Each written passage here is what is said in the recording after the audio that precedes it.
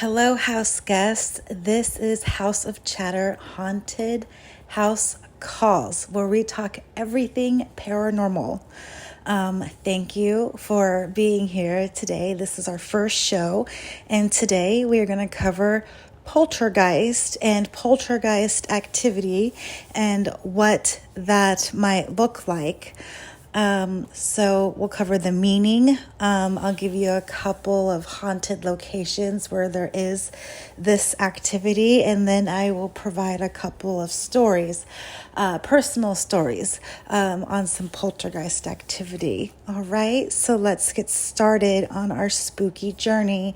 So the meaning of poltergeist, and I may say poultrygeist, and you'll understand in a minute.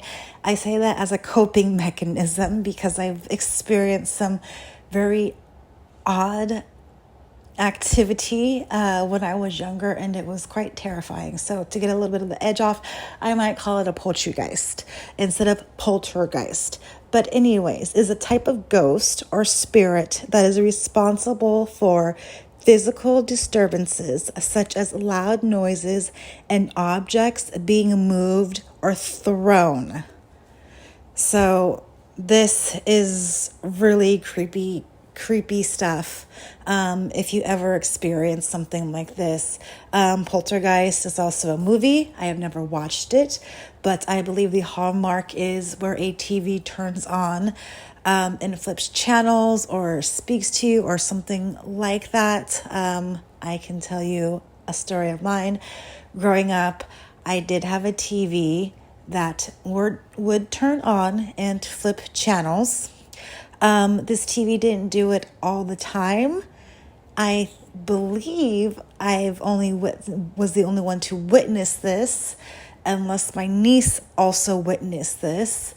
But it's quite terrifying to be lying in bed and all of a sudden your TV turns on and it starts flipping channels and there's no remote for it. And you run to your parents and your parents don't believe you and they just send you back to bed. So that experience, haunts me. Places that are famous for poltergeist activity would include the Oxford Saloon in Snohomish, Washington.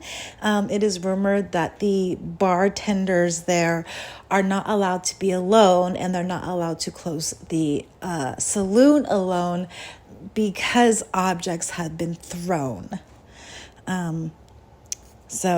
And it's also a restaurant. It's a pretty good restaurant too, I might add.